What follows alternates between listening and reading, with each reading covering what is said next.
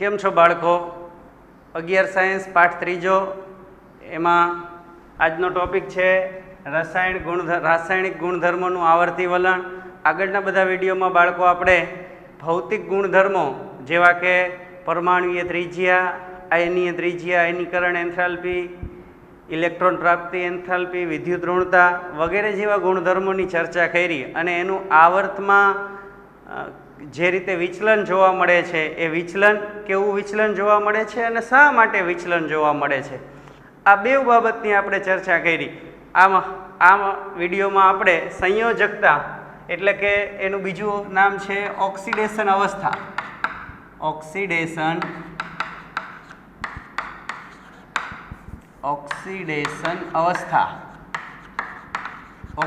અવસ્થાને પણ સંયોજકતા જ કહેવાય છે. ઓક્સિડેશન અવસ્થા અથવા સંયોજકતા, એનું આવર્તી વલણ, એના વિશે આપણે ચર્ચા કરવી છે આ વિડીયોમાં. તો ચાલો પહેલાં તો સંયોજકતા એટલે શું, સંયોજકતા એટલે શું અને એ શેના ઉપર આધાર રાખે છે? તો કે સંયોજકતા સમજતા પહેલાં આપણે કોઈ પણ તત્વની ઇલેક્ટ્રોન રચનાની ખબર હોવી જોઈએ, અને ઇલેક્ટ્રોન રચનાની ન ખબર હોય તો એની પાસે સંયોજકતા કક્ષામાં રહેલા, સંયોજકતા કક્ષા એટલે બાહ્યતમ કક્ષા, એ કોઈ પણ તત્વ કે પરમાણુ એ જ્યારે બીજાની સાથે, બીજા અન્ય પરમાણુ સાથે જ્યારે ભાગીદારી કરશે, ઇલેક્ટ્રોનની આપલે કરશે અથવા ઇલેક્ટ્રોનની ભાગીદારી કરશે, ત્યારે સંયોજકતા કક્ષામાં રહેલા ઇલેક્ટ્રોન એના આધારે એને અષ્ટક પૂરું કરવા માટે કેટલા ઇલેક્ટ્રોનની ઘટ છે, કેટલા ઇલેક્ટ્રોનની વધ છે, એના ઉપર આધાર રાખશે. એટલે સંયોજકતા જે છે એ સંયોજકતા કક્ષામાં રહેલા ઇલેક્ટ્રોન ઉપર આધાર રાખે છે. બાહ્યતમ કક્ષામાં રહેલા ઇલેક્ટ્રોન પર સંયોજકતા આધાર રાખે છે. તો સંયોજકતા એટલે શું? તો કે સંયોજકતા કોઈ પણ તત્વની કેટલી હોય? તો બાહ્યતમ કક્ષામાં રહેલા ઇલેક્ટ્રોનની સંખ્યા જેટલી હોય. બાહ્યતમ કક્ષામાં રહેલા ઇલેક્ટ્રોનની સંખ્યા જેટલી એની સંયોજકતા હોય, અથવા બાહ્યતમ કક્ષામાં રહેલા ઇલેક્ટ્રોનની સંખ્યા જેટલી, અથવા એ જે બાહ્યતમ કક્ષામાં જે ઇલેક્ટ્રોન છે એટલે કે 8 માંથી બાહ્યતમ કક્ષામાં રહેલા ઇલેક્ટ્રોનની સંખ્યા બાદ કરતા મળતી સંખ્યા જેટલી સંયોજકતા છે એ કેટલી હોય? તો કે કાં તો બાહ્યતમ કક્ષામાં જે ઇલેક્ટ્રોન છે એના જેટલી, અથવા 8 માંથી બાદ કરતા એટલે કે એને અષ્ટક પૂરું કરવા માટે કેટલા ઇલેક્ટ્રોનની જરૂર છે એના ઉપર આધાર, એને એની સંયોજકતા કહેવાય. દાખલા તરીકે કોઈ પ્રથમ સમૂહનું તત્વ છે, સમૂહ પહેલો, તો પહેલા સમૂહના તત્વની સંયોજકતા કેટલી હશે? પહેલા સમૂહના તત્વની સંયોજકતા કેટલી હશે? તો કે 1. બીજા સમૂહના તત્વોની સંયોજકતા કેટલી હશે? 2.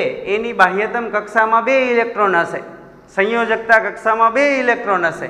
એ બાહ્યતમ કક્ષાને સંયોજકતા કક્ષા કહે છે, એની 2 ઇલેક્ટ્રોન હશે.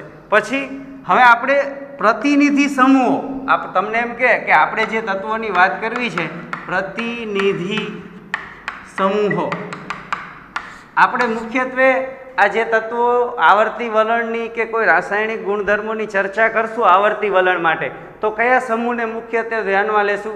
પ્રતિનિધિ સમૂહો. તો કે પ્રતિનિધિ સમૂહો કયા?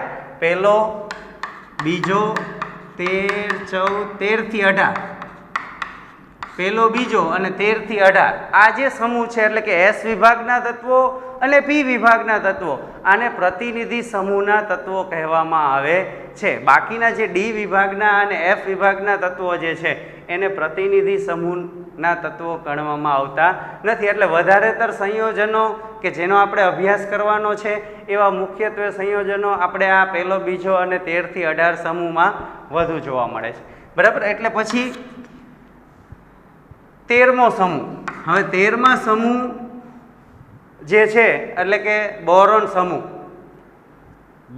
બેરિલિયમ બેરેલિયમ સમૂહ, બેરેલિયમ, આ લિથિયમ, આ બેરેલિયમ, બોરોન સમૂહ, બોરોન, એલ્યુમિનિયમ, ગેલિયમ, ઇન્ડિયમ અને થેલિયમ. આ જે સમૂહ છે આની સંયોજકતા કક્ષાની અંદર 3 ઇલેક્ટ્રોન છે, 3 ઇલેક્ટ્રોન છે. એટલે આની સંયોજકતા જે છે એ કેટલી છે? 3. 14મો સમૂહ, 14મા સમૂહની સંયોજકતા કેટલી છે? 4. 15મો સમૂહ, 15મા સમૂહની સંયોજકતા કેટલી છે? તો કે કાં તો 5 અને કાં તો 3, બે પ્રકારની સંયોજકતાઓ ધરાવે છે. 16મો સમૂહ, સંયોજકતા કક્ષામાં કેટલા ઇલેક્ટ્રોન છે? 6. એને અષ્ટક પૂરું કરવા માટે કેટલા ઇલેક્ટ્રોનની જરૂર પડે? 2. એટલે એની કાં સંયોજકતા 2 હોય અને કાં એની સંયોજકતા 6 હોય. 17મો સમૂહ, 17મો સમૂહ એટલે ફ્લોરિન સમૂહ. એની સંયોજકતા કક્ષામાં 7 ઇલેક્ટ્રોન હોય. અષ્ટક પૂરું કરવા માટે એને 1 ઇલેક્ટ્રોનની જરૂર પડે. એટલે કાં તો એની સંયોજકતા 1 હોય કાં એની સંયોજકતા 7 હોય. 18મો સમૂહ, એને અષ્ટક પૂરું કરવા માટે કેટલા ઇલેક્ટ્રોનની જરૂર પડે? તો કે 0 અથવા તો 8 ઇલેક્ટ્રોનની ભાગીદારી કરી શકે. કાં એની સંયોજકતા 0 કાં એની સંયોજકતા કેટલી હોય? 0 ને આપણે સંયોજકતાના બદલે શું ગણીએ છીએ? 8 એની સંયોજકતા છે. તો આ જે તત્વો છે આ 1 ઇલેક્ટ્રોનની ભાગીદારી કરી શકે, 1 ઇલેક્ટ્રોનની આપલે કરી શકે, પહેલા સમૂહના તત્વો. આને બીજી રીતે કહેવું હોય તો એમ પણ કહેવાય કે તત્વોની સંયોજકતા એ જે સમૂહનું તત્વ છે એ સમૂહના ક્રમાંક જેટલી હોય અથવા એ જે સમૂહનો ક્રમાંક છે એમાંથી 10 બાદ કરો એટલી હોય. જો આ ઘણી જગ્યાએ અસમંજસ થાય છે. અહીંયા આપણે 8માંથી બાદ કરતા મળતી સંખ્યા. શું કામ? તો કે એ બાહ્યતમ કક્ષામાં રહેલા ઇલેક્ટ્રોનની સંખ્યાને, હવે સીધી વાત છે કે ભાઈ નાઇટ્રોજન સમૂહ છે તો એની સંયોજકતા કક્ષાની અંદર 5 ઇલેક્ટ્રોન છે. હવે એને અષ્ટક પૂરું કરવા માટે 3 ઇલેક્ટ્રોનની જરૂર છે. એટલે જો એને કોઈ 3 ઇલેક્ટ્રોન આપી આયનિક બંધ બનાવે તો એ 3 ઇલેક્ટ્રોનની આપલે કરશે, કાં પછી 3 ઇલેક્ટ્રોનની ભાગીદારી કરશે. અને વધુ ભાગીદારીની જરૂર પડે તો 5 ઇલેક્ટ્રોનની ભાગીદારી કરી શકે, કારણ કે એની પાસે 5 ઇલેક્ટ્રોન છે. હવે મારી પાસે 2 જ ઇલેક્ટ્રોન છે સંયોજકતા કક્ષામાં, તો હું કોઈની સાથે 3 ઇલેક્ટ્રોનની ભાગીદારી કરી શકું? ના, ન કરી શકું. છે જ 2 ઇલેક્ટ્રોન. એટલે સમૂહ 1 અને સમૂહ 2ના તત્વોની સંયોજકતા કેટલી છે? 1 અથવા તો 2. બરાબર. સમૂહ 1ના તત્વોની 1 અને સમૂહ 2ના તત્વોની 2. સમૂહ 13ના તત્વોની સંયોજકતા કેટલી છે? 3. એની સંયોજકતા કક્ષામાં 3 ઇલેક્ટ્રોન છે. પછી એક બીજું આવે છે સહસંયોજકતા. સહસંયોજકતા, આના વિશે આપણે આગળ ચર્ચા કરશું. કે પહેલાં તો આ સંયોજકતા તમે બરાબર સમજી ગયા કે સંયોજકતા એટલે શું? તો કે એની કોઈ પણ તત્વ કે પરમાણુ એની બાહ્યતમ કક્ષામાં રહેલા ઇલેક્ટ્રોનની સંખ્યા, સંયોજન બનવા માટે એને કોણ જવાબદાર છે? બાહ્યતમ કક્ષામાં રહેલા ઇલેક્ટ્રોન. એ અષ્ટક પૂરું કરવા માટે કાં તો ઇલેક્ટ્રોનની ભાગીદારી કરશે કાં ઇલેક્ટ્રોનની આપલે કરશે. એને કહેવાય એની સંયોજકતા. હવે સંયોજકતા છે એ જ ઓક્સિડેશન અવસ્થા છે? તો કે હા. તો ઓક્સિડેશન અવસ્થા તો ધન અને ઋણ આ બેમાં દર્શાવવામાં આવે છે.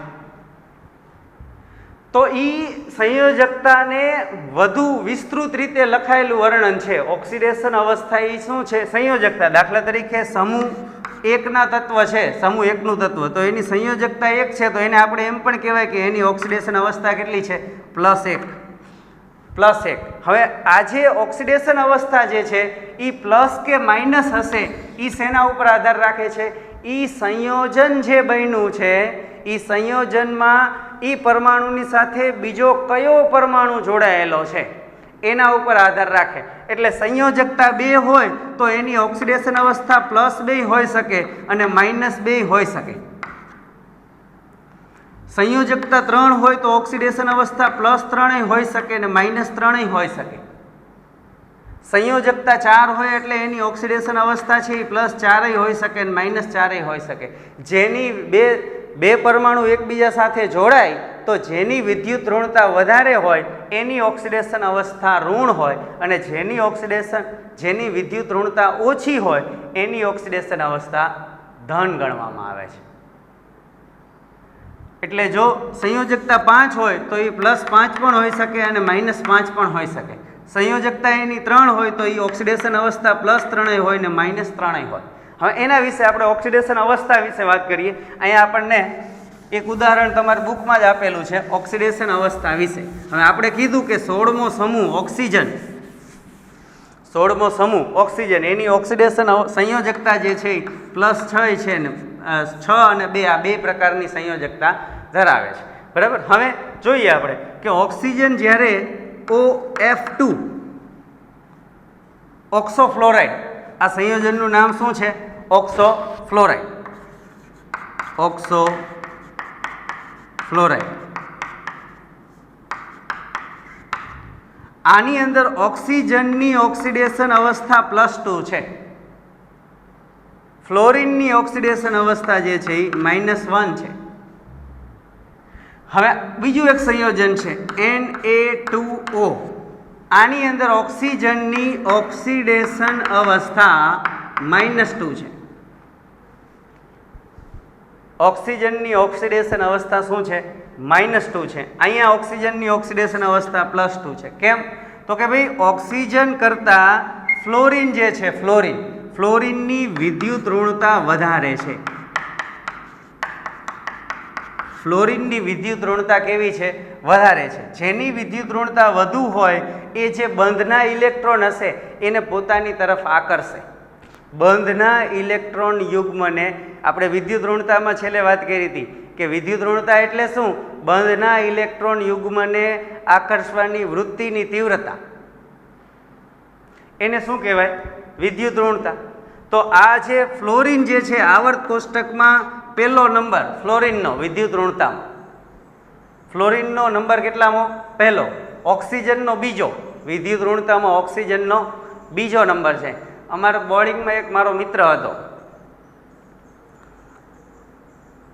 એ ફીસ્ટ હોય બોર્ડિંગમાં રહેતા ત્યારે રવિવારે ફીસ્ટ હોય એટલે કે સારું મીઠાઈ ને એવું બધું જમણવાર હોય, સારું સબ્જી હોય, શાક હોય. તો એ એક વખત ચણાનું શાક હતું અને એ બહુ ઘણું બધું ખાઈ જાય. પછી અમે જમી અને રૂમમાં ભેગા થયા તો એ પછી મોડો જમતા વાર લાગે એટલે મોડો આવ્યો એટલે પછી રૂમમાં બેઠા હતા એટલે મેં કીધું તે તો ઘણું ખાધું, તારો ખાવામાં ચણાનું શાક હતું, છોલે ચણા. મેં કીધું તારો તો ખાવામાં બીજો નંબર આવ્યો. આ કેમ? ઓક્સિજનની વિદ્યુત ઋણતા 2 નંબરની છે. એટલે મેં એને કીધું કે તારો ખાવામાં બીજો નંબર આવ્યો. પછી એને એમ થયું તો કોઈ એવો છે કે જેને મારા કરતાં વધુ ખાઈ શક્યું? એને ખબર હતી કે લગભગ બોર્ડિંગમાં મારા કરતાં વધુ ખાઈ જ ન શકે કોઈ. જે વધુ ખાઈ શકે એના કરતાં એ ડબલ ખાઈ શકતો. એટલે એને આશ્ચર્યચકિત થઈ ગયો. એ કે મેં કીધું તારો છે ને આજે ચણા ખાવામાં તારો બીજો નંબર આવ્યો. કે ન હોય કે મારા કરતાં કોણે વધુ ખાધા કે? મેં કીધું તારા કરતાં વધુ ખાય ઘોડો એક, બીજા કોઈ વધુ ન ખાઈ શકે. ઘોડા અરે તારી હરીફાઈ કરે તો તારો એ વધુ ખાઈ શકે, એના પછી તું બીજા નંબરે આવે છે, એના જેટલા કોઈ ન ખાઈ શકે. બરાબર? માણસ માત્ર. તો આજે ફ્લોરિન પછી ઓક્સિજનનો વિદ્યુત ઋણતામાં બીજો નંબર છે. ઓક્સિજનનો વિદ્યુત ઋણતામાં કેટલામો નંબર છે? બીજો. એટલે ઓક્સિજનની વિદ્યુત ઋણતા ફક્ત ને ફક્ત ફ્લોરિન સાથે હોય ત્યારે જ એની વિદ્યુત ઋણતા જે છે એટલે કે એની વિદ્યુત ઋણતા ઓછી હોય, ફ્લોરિનની વધુ હોય, એટલે એનો ઓક્સિડેશન અવસ્થા છે એ ફ્લોરિન સંયોજન સાથે જ એની ઓક્સિડેશન અવસ્થા +2 હોય. બાકી બધા સંયોજનોમાં ઓક્સિજનની ઓક્સિડેશન અવસ્થા છે એ -2 હોય. શું કામ? તો કે ઓક્સિજનની વિદ્યુત ઋણતા જે છે એ બીજા નંબરની છે. કેટલોમો ક્રમ આવે છે એનો? બીજો નંબર આવે છે. એટલે હવે બીજા ફ્લોરિન સિવાય કોઈની પણ સાથે જોડાયેલું હશે તો એ બંધના ઇલેક્ટ્રોન યુગ્મને પોતાની બાજુ આકર્ષીને રાખશે. એટલે એની સંયોજકતા જે છે એ 2 છે. એટલે એની ઓક્સિડેશન અવસ્થા કેટલી છે? -2. આપણે એમ કે ધાતુ તત્વો એલ્યુમિનિયમ એની ઓક્સિડેશન અવસ્થા કેટલી છે? +3 એટલે એ ઇલેક્ટ્રોન આપવાની વૃત્તિ ધરાવે છે. એ કોઈકને ઇલેક્ટ્રોન આપીને કાં ધન આયન બનાવે, કાં એ જો સહસંયોજક બંધ બનાવ્યો હોય તો એની વિદ્યુત ઋણતા ઓછી હોય. તો જેની આપણે ધન ઓક્સિડેશન અવસ્થા હશે, જો એને સહસંયોજક સંયોજન બનાવ્યું હશે તો એની સાથે જોડાયેલું અન્ય પરમાણુ છે એની વિદ્યુત ઋણતા વધારે હશે. તો ઓક્સિડેશન અવસ્થા ધન કે ઋણ હોવા પાછળનું કારણ શું છે? એની સાથે જોડાયેલા અન્ય પરમાણુની વિદ્યુત ઋણતાની એ સરખામણી દેખાડે છે. એટલે સંયોજકતા હોય એટલી ઓક્સિડેશન અવસ્થા હોય, પણ એ કેવી હોઈ શકે? પ્લસ કે માઇનસ હોઈ શકે. પ્લસ કે માઇનસ છે એ શેના ઉપર આધાર રાખે છે?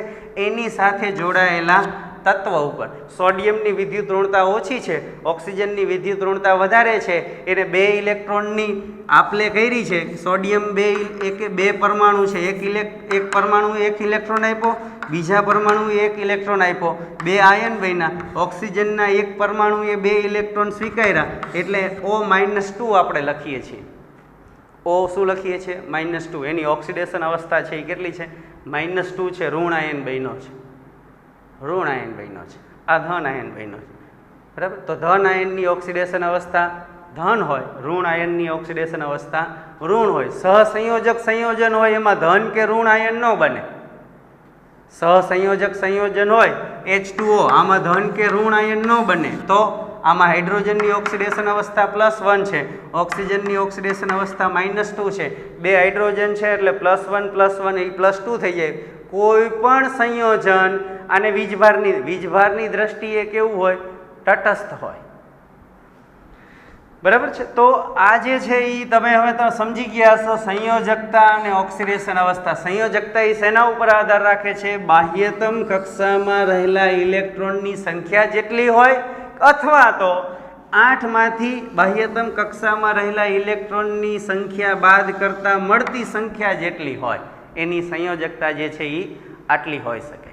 બરાબર છે ને? એટલી શું કામ હોય? તો કે દરેક પરમાણુ અષ્ટક પૂરું કરવા માટેના પ્રયત્નો કરે છે. એટલે જો આપણે કોઈ પણ તત્વની કે પરમાણુની ઇલેક્ટ્રોન રચના ખબર હોય, એનો પરમાણુ ક્રમાંક ખબર હોય, તો આપણે એની સંયોજકતા મળી જશે. અને સંયોજકતા જો આપણને પરમાણુની ખબર હોય તો એ પરમાણુ જ્યારે સંયોજન બનશે, જ્યારે એ 2 પરમાણુ એકબીજા સાથે જોડાશે અને એનું સંયોજન બનશે, તો એ કેવું સંયોજન હશે? એની તત્વયોગ મિતિ. હું તમને એમ કહું કે સમૂહ 13ના હાઇડ્રાઇડ કેવા હશે, ઓક્સાઇડ કેવા હશે, એના હેલાઇડ કેવા હશે, કે એના અન્ય સંયોજનો કેવા હશે, હેલાઇડ, એની આપણે જો સંયોજકતા ખબર હોય તો આ જે સંયોજનનું અણુસૂત્ર જે છે એ આપણે સાચું લખીએ. જોઈએ આપણે એ બાબતે જોઈએ. હવે એક છે આ સહસંયોજકતા. સહસંયોજકતા જે છે એ સંયોજકતાની જેમ કે સંયોજકતા કોના ઉપર આધાર રાખે? તો કે બાહ્યતમ કક્ષામાં રહેલા ઇલેક્ટ્રોન અથવા 8માંથી બાદ કરતા મળતી સંખ્યા, એને શું કહેવાય? એની સંયોજકતા. હવે આ સહસંયોજકતામાં ઇલેક્ટ્રોન જે છે એ કદાચ ઇલેક્ટ્રોનની સંખ્યા ઓછી હોય, પણ એની પાસે બાહ્યતમ કક્ષાની અંદર ખાલી કક્ષક હોય. ખાલી કક્ષક, તો એ ખાલી કક્ષકની અંદર ઇલેક્ટ્રોન યુગ્મનો સ્વીકાર કરશે લિગેન્ડ પાસેથી. એને શું કહેવાય? લિગેન્ડ પાસેથી ઇલેક્ટ્રોન યુગ્મનો સ્વીકાર કરશે. એને કહેવાય સહસંયોજકતા. તમને ઉદાહરણ આપું. દાખલા તરીકે એલ્યુમિનિયમની બાહ્યતમ કક્ષાની ઇલેક્ટ્રોન રચના શું? 3s2 3p1. એની પાસે બાહ્યતમ કક્ષામાં 3 ઇલેક્ટ્રોન છે. બોરોનની ઇલેક્ટ્રોન રચના શું? 2s2 2p1. બરાબર ને? Aluminium, boron, aluminium, gallium 4s2 4p1. આ એની બાહ્યતમ કક્ષાની ઇલેક્ટ્રોન રચના છે. હવે આ જે છે બીજી કક્ષા, મુખ્ય ક્વોન્ટામાં કેટલો છે? બીજી કક્ષા નંબર 2. એની અંદર આ 2 જ પ્રકારની કક્ષકો છે. એક S કક્ષક અને એક P કક્ષક. S કક્ષક જે છે એની અંદર એક પેટાકોષ છે. P કક્ષકની અંદર 3 પેટાકોષ છે. 2p કક્ષક. આની અંદર 2 ઇલેક્ટ્રોન છે, આની અંદર 1 ઇલેક્ટ્રોન છે. હવે જ્યારે એને આ ઇલેક્ટ્રોન છે એ આમાં આવતો રહે તો એ 3 ઇલેક્ટ્રોનની આપલે કે ભાગીદારી કરી શકે, 3 ઇલેક્ટ્રોનની આપલે કે ભાગીદારી કરી શકે. પણ એની પાસે ચોથી કક્ષક, આ જે પેટા કક્ષક છે PZ, આને 2PZ કહેવાય, P2PyX 2py અને 2pz. આ જે ત્રીજી પી કક્ષક જે છે પેટા કક્ષક આ રહી ખાલી છે.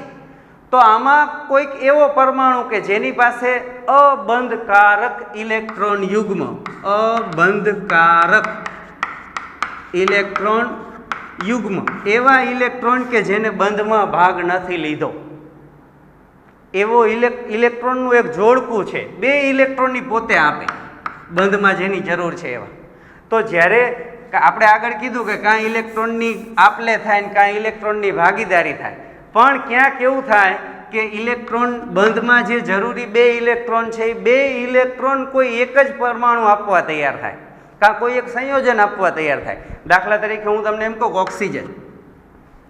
ઓક્સિજન એવું કરી શકે, એની બાહ્યતમ કક્ષામાં 1 2 3 4 5 6 ઇલેક્ટ્રોન છે.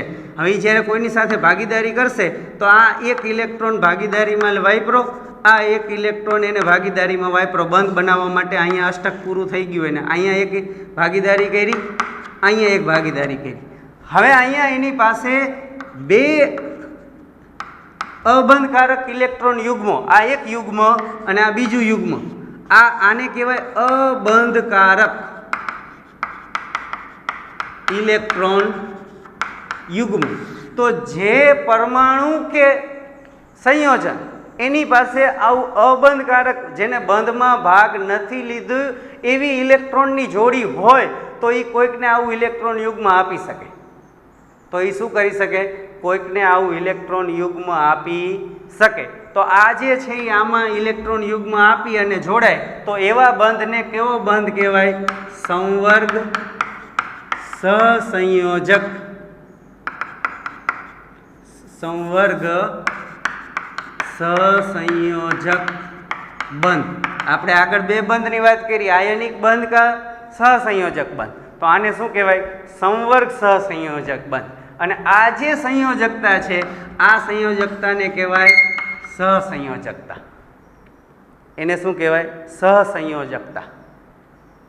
એ સહસંયોજકતાની અંદર આ બધી સંયોજકતાનો ટોટલ સરવાળો એને એની સહસંયોજકતા કહેવાય. તો આની ફક્ત આની બોરોન જે છે એની સંયોજકતા કેટલી? તો કે 3. એની સહસંયોજકતા કેટલી? તો કે 1 2 3 અને 4. એવી રીતે એલ્યુમિનિયમ પાસે સંયોજકતા કક્ષકની અંદર 3 ઇલેક્ટ્રોન છે, પણ કઈ કક્ષામાં છે? એનો મુખ્ય ક્વોન્ટમ કેટલો છે? 3 છે. એટલે એની પાસે એક 3s કક્ષક હશે. આ 3p કક્ષક, એની અંદર 3 પેટાકોષ હશે. ભલે ડી કક્ષકમાં ઇલેક્ટ્રોન નથી પણ ખાલી ત્રીજો કોષ છે, મુખ્ય ક્વોન્ટમ 3 છે એટલે એ ડી કક્ષક હશે, ખાલી ડી કક્ષક એની પાસે હશે. એલ્યુમિનિયમ પાસે ખાલી ડી કક્ષક છે એટલે અહીંયા 2 ઇલેક્ટ્રોન છે, આની અંદર 1 ઇલેક્ટ્રોન છે. આ ઇલેક્ટ્રોન અહીંયા વહી જાય તો એ ઇલેક્ટ્રોનની શું કરી શકે? 3 ઇલેક્ટ્રોનની ભાગીદારી કરી શકે. અને જો એને 3 ઇલેક્ટ્રોનની ભાગીદારી ન કરવી હોય, એલ્યુમિનિયમ +3 આયન બનાવી દે તો એની પાસે ખાલી 6 પેટાકોષ છે. ખાલી કક્ષકો કેટલી છે? 6 કક્ષકો ખાલી છે. આમાં એ 6 ઇલેક્ટ્રોન યુગ્મનો સ્વીકાર કરી શકે. 1 2 3 4 5 6 7 8 9 6 નહીં, સોરી 9 ઇલેક્ટ્રોન યુગ્મનો સ્વીકાર કરી શકે. બરાબર. પછી અહીંયા સંકૃત કક્ષકોનું નિર્માણ થાય જેની અંદર ઇલેક્ટ્રોન યુગ્મ સ્વીકાર કરવાનો છે. તો એ મહત્તમ આ 4 ને આ 2 6 આટલી સંકૃત કક્ષકો જે છે એ નિર્માણ કરી શકે. 6 સંકૃત કક્ષકોનું નિર્માણ કરી શકે ખાલી પેટાકોષો એટલી.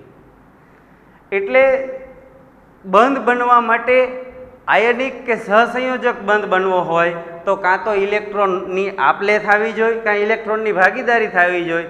પણ સંવર્ગ સહસંયોજક બંધ બનવો હોય તો ઇલેક્ટ્રોનની જરૂર નથી, એની પાસે ખાલી કક્ષક હોય. ખાલી કક્ષક હોય તો એ ઇલેક્ટ્રોન યુગ્મનો સ્વીકાર કરી અને ન્યા સંવર્ગ સહસંયોજક બંધ બનાવી શકે.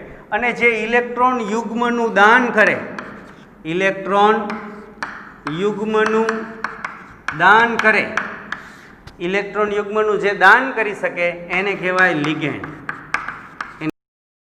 લિગેન્ડ દાખલા તરીકે એમોનિયા છે, એમોનિયા એની પાસે નાઇટ્રોજન પાસે એક અબંધકારક ઇલેક્ટ્રોન યુગ્મ છે, તો આ કોઈકને આપી શકે. H2O છે તો એ કોઈકને એમાં ઓક્સિજન પાસે અબંધકારક ઇલેક્ટ્રોન યુગ્મ છે.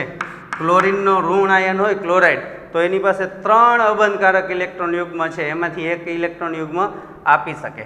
તો આવી રીતે જે ઇલેક્ટ્રોન યુગ્મનું દાન કરી શકે એને લિગેન્ડ કહેવાય. અને જેની પાસે ખાલી કક્ષકો હોય, જેની પાસે આવી ખાલી કક્ષકો હોય એ લુઈસ એસિડ તરીકે વર્તે છે. કેવા? Louis acid, Louis acid. અને જે ઇલેક્ટ્રોન યુગ્મનું દાન કરે એને કહેવાય લુઈસ બેઝ, લુઈસ બેઝ ને લુઈસ એસિડ, લેવિસ બેઝ ને લેવિસ એસિડ એવું પણ કહેવાય. બરાબર છે. તો આ હતી સંયોજકતા અને ઓક્સિડેશન અવસ્થા વિશેની વાત હતી. હવે એવો ને એવો એના મુજબનો એક કોયડો છે, આપણે એના વિશે એક વાત કરીએ એટલે આપણો આ જે ટોપિક છે એ અહીંયા શું થઈ જાય? પૂરો થઈ જાય. જોઈએ, કોયડો તમારે એવો આપ્યો છે કે આવર્ત કોષ્ટકનો ઉપયોગ કરી, કોયડા નંબર 3.8, આવર્ત કોષ્ટકનો ઉપયોગ કરી દર્શાવેલ તત્વોના સંયોજાવાથી બનતા સંયોજનોની આણ્વીય સૂત્રની આગાહી કરો. હા, જો મેં તમને કીધું કે સંયોજકતા પરથી તમે એનો સંયોજન બને તો એ સંયોજનનું અણુ સૂત્ર શું હશે એની તમે આગાહી કરી શકો. પેલું છે સિલિકોન અને બ્રોમિન, સિલિકોન અને બ્રોમિન, સિલિકોન અને બ્રોમિન. તો હવે પહેલાં તો આપણે એમ જોવાનું કે આ જે આવર્ત કોષ્ટકની અંદર આનું સ્થાન ક્યાં છે. આવર્ત કોષ્ટકમાં આનું સ્થાન જે છે એ ક્યાં છે? તો આપણને બ્રોમિન ખબર છે. બ્રોમિન છે એ ફ્લોરિન, ક્લોરિન અને બ્રોમિન. ફ્લોરિનનો પરમાણુ ક્રમાંક 9, 9 ને 8 17, 17 ને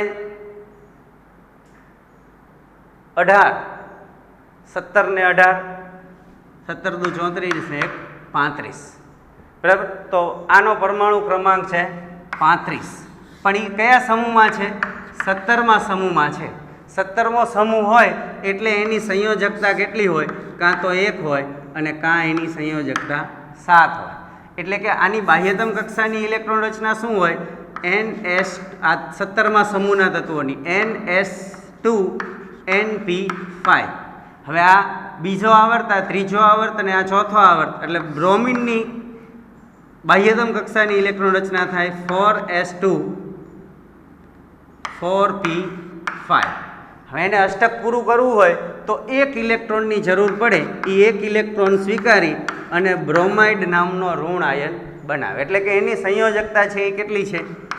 1. અને એની વિદ્યુત ઋણતા જો સિલિકોન કરતાં વધુ હશે તો એનો ઓક્સિડેશન આંક હશે કેવો થશે? -1. બરાબર છે. હવે સિલિકોનની વાત કરીએ. સિલિકોન કયા સમૂહમાં આવે? કાર્બન, સિલિકોન, જર્મેનિયમ, ટીન અને લેડ. કાર્બન, કાર્બન સમૂહ. કાર્બન એટલે કેટલામો સમૂહ? તો કે 14મો સમૂહ. કાર્બન, સિલિકોન, જર્મેનિયમ, ટીન અને લેડ. SN, ટીન અને lead. Carbon, silicon, germanium, tin અને લેડ. તો આનો પરમાણુ ક્રમાંક કેટલો? તો કે ભાઈ કાર્બનનો 6, 8 ને 6 14. આનો પરમાણુ ક્રમાંક 14. કદાચ આ પરમાણુ ક્રમાંક ન ખબર હોય તો આપણને આ 14મા સમૂહના તત્વોની ઇલેક્ટ્રોન રચના શું? તો કે NS2NP2, NS2NP2. સંયોજકતા કક્ષકની અંદર 4 ઇલેક્ટ્રોન છે. કેટલા ઇલેક્ટ્રોન છે? 4. એટલે કાં તો એ 4 ઇલેક્ટ્રોનની ભાગીદારી કરી શકે, કાં 4 ઇલેક્ટ્રોનની આપલે કરી શકે. એટલે સિલિકોનની સંયોજકતા 4 છે અને બ્રોમિનની સંયોજકતા 1 છે. તો આપણને આ કયા સમૂહનું તત્વ છે એટલી ખબર પડી જાય એટલે આપણને એની સંયોજકતા ખબર પડી જાય.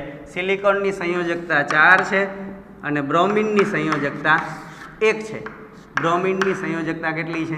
1 છે. તો આને આ 1 ને 4 કરવી હોય તો કેટલા હારે ગુણવી પડે? 4 હારે ગુણવી પડે. એટલે સિલિકોન બ્રોમાઇડ. Silicon bromide. તો આવું સંયોજન બને સિલિકોન અને બ્રોમિનનું. બરાબર છે. એવી જ રીતે એમાં બીજું નામ આપ્યું છે, બીજા 2 તત્વોનું નામ આપ્યું છે. કયો છે બીજા 2? Aluminium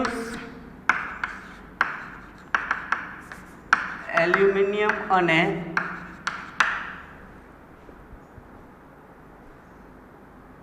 sulphur. એલ્યુમિનિયમ અને સલ્ફર. તો હવે એલ્યુમિનિયમ કયા સમૂહનું તત્વ છે? તો કે ભાઈ 13મો સમૂહ. 13મો સમૂહ. Boron, aluminium, gallium, indium, thallium. 13મા સમૂહની સંયોજકતા કેટલી છે? 3 છે. સલ્ફર જે છે એ કયા સમૂહનું તત્વ છે? Oxygen, sulphur, selenium, tellurium, polonium. એટલે એ છે 16મા સમૂહનું તત્વ. 16મા સમૂહના તત્વની સંયોજકતા છે એ કેટલી છે? કાં તો 2 છે અને કાં તો 6 છે. બરાબર. તો એલ્યુમિનિયમ અને સલ્ફર.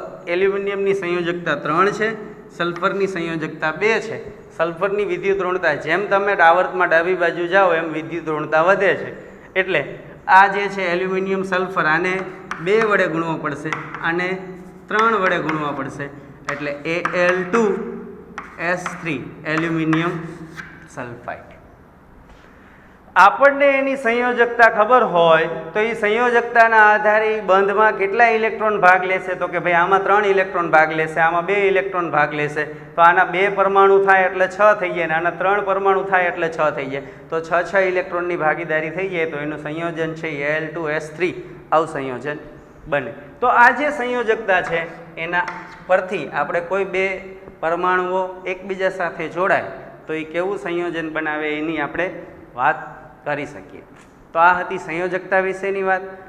સંયોજકતા માટે 2 જ વાક્યો યાદ રાખવાના. કયા 2 વાક્યો? એક, સંયોજકતા છે એ શેના ઉપર આધાર રાખે છે? તો કે એ બાહ્યતમ કક્ષામાં રહેલા ઇલેક્ટ્રોનની સંખ્યા ઉપર, અથવા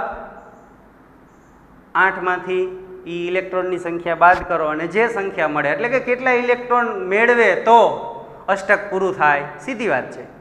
અથવા એને બીજી રીતે કહેવું હોય તો એ જે સમૂહનું તત્વ છે, સમૂહના નંબર ઉપરથી વાત કરવી હોય તો એ જે સમૂહનું તત્વ છે એ સમૂહ ક્રમાંક જેટલી, અથવા સમૂહનો ક્રમાંક જો વધુ છે તો એ સમૂહના ક્રમાંકમાંથી 10 બાદ કરતાં મળતી સંખ્યા. જો આ સમૂહનો નંબર કેટલામો છે? 13. તો 13માંથી 10 બાદ કરો તો 3. આ સમૂહનો નંબર કેટલો છે? તો કે 16. 16માંથી 10 બાદ કરો તો 6. પણ એનો અર્થ એમ થયો કે એ બાહ્યતમ કક્ષામાં રહેલા ઇલેક્ટ્રોનની સંખ્યા જાણવી હોય તો એ 10 બાદ કરવાનો શું કામ આવે છે? ઓલા જે ડી વિભાગ છે ને, ડી વિભાગ, એ ડી વિભાગના 10 ઇલેક્ટ્રોન, એ 10 સમૂહો, એટલે 10 બાદ કરતા. પહેલો અને બીજો સમૂહ હોય તો કાં 1 કાં 2, પહેલા સમૂહ માટે 1, બીજા સમૂહ માટે સંયોજકતા 2. પણ 13મા અને 13 થી 18મા સમૂહ માટે એમાંથી 10 બાદ કરવાના. ઠીક છે. તો આ હતી સંયોજકતા વિશેની વાત. આ સંયોજકતા પરથી તમને એક કોષ્ટક આપ્યું છે. હાઇડ્રાઇડ અને બ્રોમાઇડ, હાઇડ્રાઇડ અને ઓક્સાઇડ. હાઇડ્રાઇડ અને ઓક્સાઇડ કેવા હોય? સમૂહ 1, 2, 13, 14, 15, 16, 17 અને 18. 18મા સમૂહની વાત નહીં કરીએ તોય હાલશે. તો એના પહેલાં તો હાઇડ્રાઇડ. જો આનાથી આપણને વધુ ખબર પડશે. હાઇડ્રાઇડ અને ઓક્સાઇડ.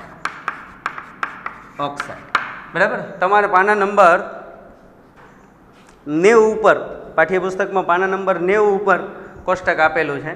સમૂહ 1 થી 17, પહેલો, બીજો, 13, 14, 15, 16 અને 17. 18મો છે એ કેવો સમૂહ છે? નિષ્ક્રિય સમૂહ છે. હવે પહેલો સમૂહ, એના હાઇડ્રાઇડ બને તો કે હાઇડ્રોજનની સંયોજકતા કેટલી છે? હાઇડ્રોજનની સંયોજકતા તો કે ભાઈ હાઇડ્રોજનની સંયોજકતા 1 છે.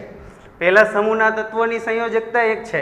એટલે લિથિયમ હાઇડ્રાઇડ.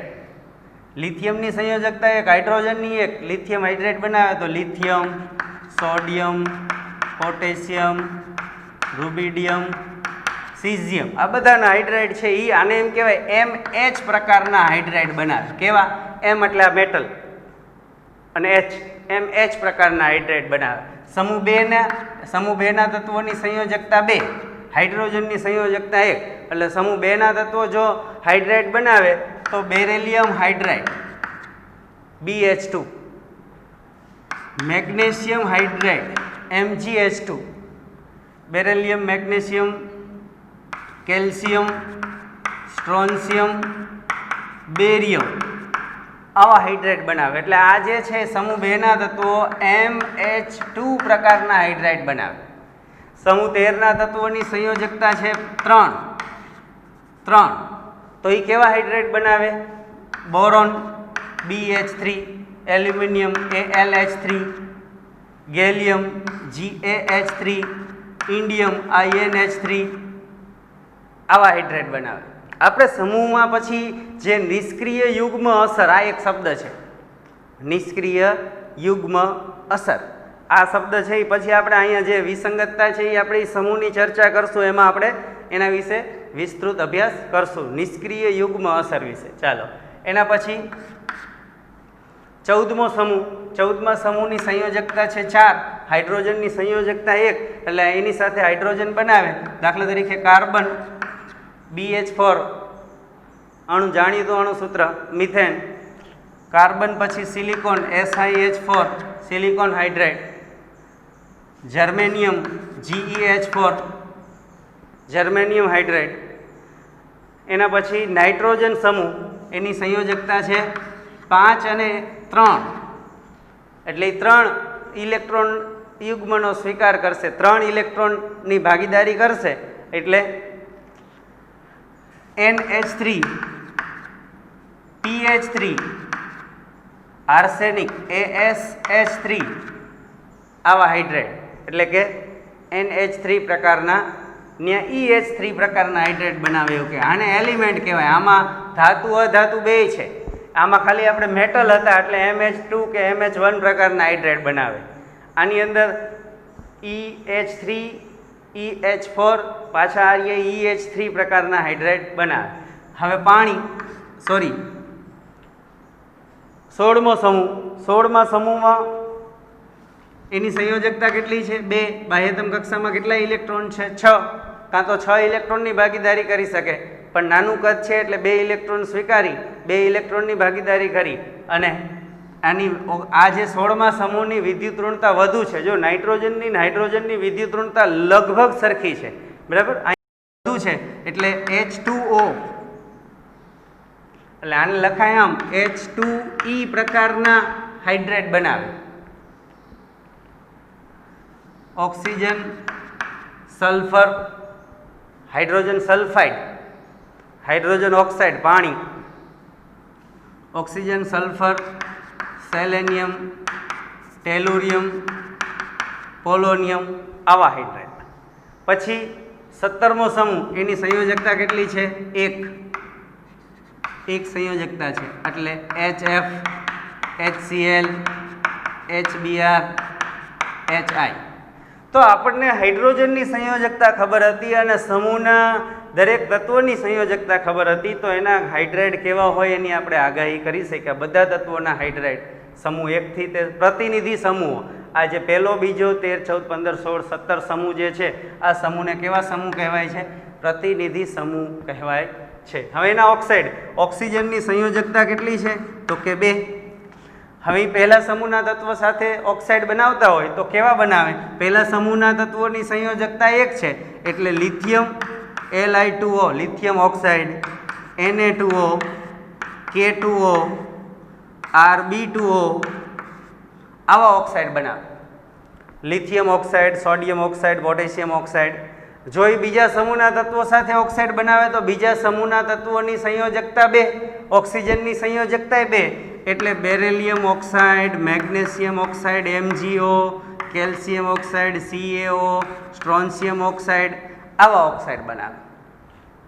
હવે સમૂહ 3ના તત્વો સાથે ઓક્સાઇડ બનાવે તો આની ઓક્સિજનની સંયોજકતા 2, સમૂહ 13ના તત્વોની સંયોજકતા 3 એટલે B2O3, Al2O3, Ga2O3 આવા ઓક્સાઇડ બનાવે. Aluminium oxide, boron oxide, gallium oxide, આવા ઓક્સાઇડ બનાવે. સમૂહ 14ના તત્વોના ઓક્સાઇડ કેવા હોય કે આપણને ખબર છે CO2, SiO2, GeO2, ડાયોક્સાઇડ. ઓક્સિજનની સંયોજકતા 2, આ સમૂહ 14ના તત્વોની સંયોજકતા 4. એટલે આમાં તો ટીન અને લેડને આપ્યા છે SnO2, PbO2, આ બધા આપણે સંયોજનો જાણીતા છે, લેડ ઓક્સાઇડ ને ટીન ઓક્સાઇડ. બરાબર છે. હવે સમૂહ 15 એની સંયોજકતા છે 3, આની સંયોજકતા છે 2, એટલે આની જેમ જ Na2O3,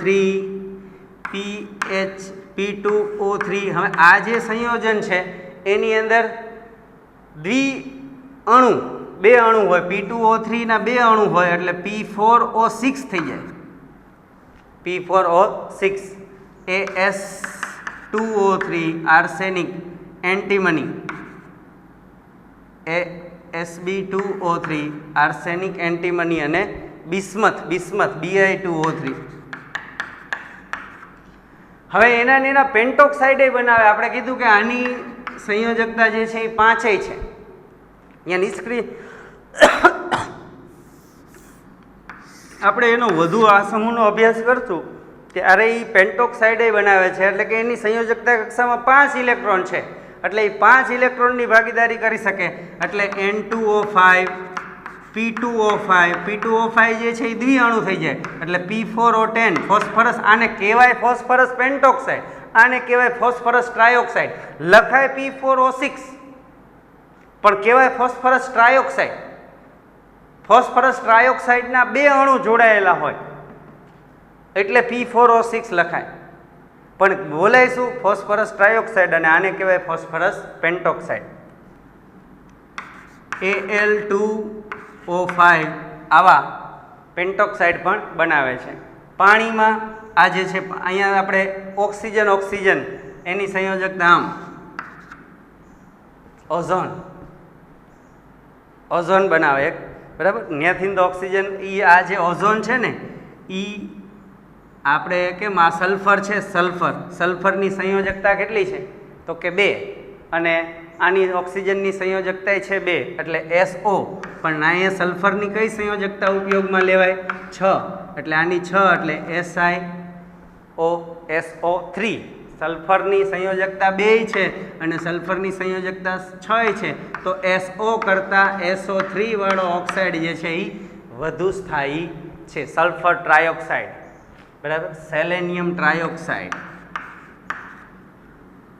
ટેલુરિયમ ટ્રાયોક્સાઇડ. પછી એમાંથી મોનોક્સાઇડ બને. +6 માંથી 12ના ઇલેક્ટ્રોન નિષ્ક્રિય યુગ્મ અસર વિશે આપણે વધુ સમજશું. બરાબર. આ જે છે એમાં ઓક્સિજનની સંયોજકતા 2 અને આ જે ઓક્સિજન છે આ ઓઝોન O3 વિશે. બરાબર. ઓઝોનના એના પછી છેલ્લો એટલે કે ફ્લોરિન વાળો સમૂહ. તો અહીંયા આપણે ફ્લોરિનમાં OF2, કારણ કે સમૂહ 17ના તત્વોની સંયોજકતા કેટલી છે? 1, ઓક્સિજનની 2, OF2. ક્લોરિન માટે ClO, Cl2O, Br માટે Br2O, I માટે I2O. તો આવી રીતે તત્વોના અન્ય ઓક્સાઇડ સંયોજનો જે છે આ 16મા અને 17માના એ આપણે જ્યારે 16મો અને 17મા સમૂહની વિસ્તૃતમાં ચર્ચા કરશું ત્યારે એના વિશે વધુ અભ્યાસ કરશું. આ હતા આપણે જે સંયોજકતા કક્ષા ઉપરથી એના સંયોજનોની સમજ મેળવી શકાય છે. બરાબર છે. અસ્તુ.